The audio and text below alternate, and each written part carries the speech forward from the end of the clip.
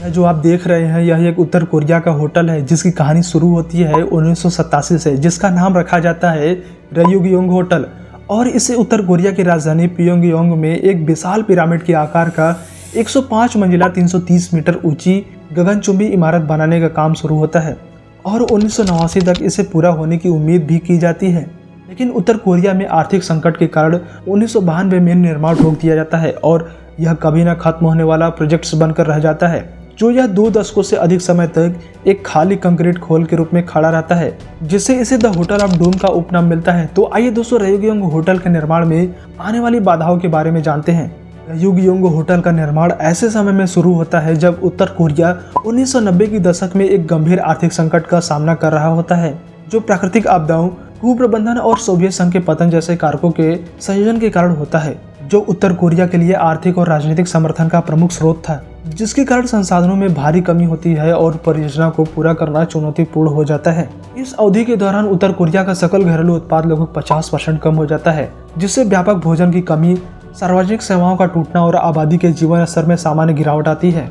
रयुगयोंग hotel का निर्माण इस समय के दौरान उत्तर कोरियाई सरकार द्वारा शुरू की गई कई भव्य बुनियादी ढांचा परियोजनाओं में से एक था, क्योंकि इसने आर्थिक विकास को प्रोत्साहित करने और रोजगार सृजित करने की मांग की थी। रयुगयोंग होटल और अन्य परियोजनाओं के निर्माण के वित्त पोषण के लिए उत्तर कोरिया ने जापान और यूरोपीय संघ सहित विदेशी सरकारों और वित्तीय संस्थानों से पर्याप्त ऋण प्राप्त किया। हालांकि ये ऋण देश की आर्थिक गिरावट को रोकने के लिए पर्याप्त नहीं थे और इसके बाद के वर्षों में उत्तर कोरिया को महत्वपूर्ण आर्थिक चुनौतियों का सामना करना पड़ा।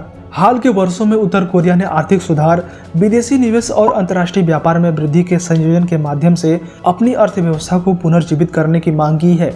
हालांकि प्रगति धीमी रही है और देश को अंतर्राष्ट्रीय प्रतिबंधों, विदेशी पूंजी और प्रौद्योगिकी तक सीमित पहुंच और बुनियादी ढांचे की कमी सहित कई महत्वपूर्ण आर्थिक चुनौतियों का सामना करना पड़ता है। देखिए दोस्तों, किसी भी होटल के निर्माण के लिए विशेष कौशल की आवश्यकता होती है, जो उत्तर कोरिया में आसानी से उपलब्ध नहीं थे। नतीजन उत्तर कोरियाई सरकार को मिस्र, जर्मनी और फ्रांस सहित अन्य देशों से श्रमिकों और विशेषज्ञों का आयात करना पड़ता है। होटल के शुरुआती डिजाइन में कई खामियां थी, जिनमें नींव में उचित सुधार की कमी और हवा के अपर्याप्त प्रतिरोध शामिल है। इन गलतियों को ठीक किया जाना था, जिससे निर्माण में और देरी होती है। रयुगयोंग होटल के निर्माण की लागत लगभग $750 मिलियन रखी गई थी, जो उस समय उत्तर कोरिया के लिए काफी बड़ी राशि थी। सरकार ने परियोजना के लिए धन सुरक्षित करने के लिए संघर्ष किया और कई निवेशकों ने परियोजना को अधर में छोड़ दिया। रयुगयोंग होटल का निर्माण उत्तर कोरिया में राजनीतिक अस्थिरता के समय शुरू होता है, जिसमें इसके संस्थापक नेता किम इल सुंग की मृत्यु भी शामिल होती है। राजनीतिक अस्थिरता के कारण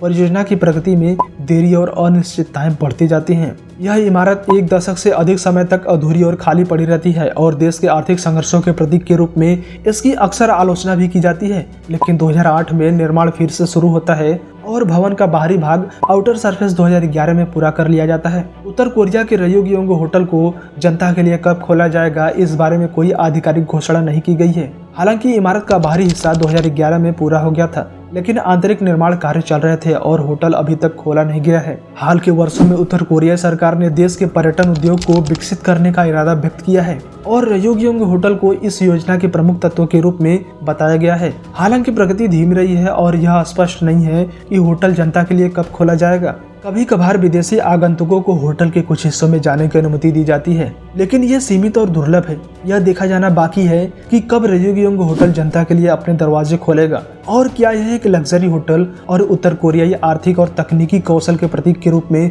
अपनी मूल दृष्टि को पूरा करेगा। इमारत के बाहरी हिस्से को कांच के पैनल और LED लाइट्स की एक श्रृंखला से ढका गया है, जो रात में एक आकर्षक दृश्य प्रभाव पैदा करते हैं। होटल को 3000 से अधिक कमरों के साथ साथ इमारत के शीर्ष पर एक घूमने वाला रेस्तरां बनाने के लिए डिजाइन किया गया था। अपने प्रभावशाली आकार और अद्वितीय वास्तुकला के बावजूद रयुगयोंग होटल अपने लंबे और परेशान निर्माण इतिहास के साथ साथ इसकी वास्तविक उपयोगिता और आर्थिक व्यवहार्यता के बारे में सवालों के कारण विवाद और आलोचना का विषय रहा है। यह भवन कई वर्षों तक अधूरा और खाली पड़ा रहा और यह अभी तक एक कार्यशील होटल के रूप में जनता के लिए नहीं खुला है। हालांकि बाहरी रूप से पूरा होने के बावजूद होटल अभी तक जनता के लिए नहीं खुला है। आंतरिक निर्माण कार्य की खबरें आई हैं और उत्तर कोरियाई सरकार ने कहा है कि होटल अंततः एक लग्जरी होटल और पर्यटन स्थल के रूप में खोलेगा।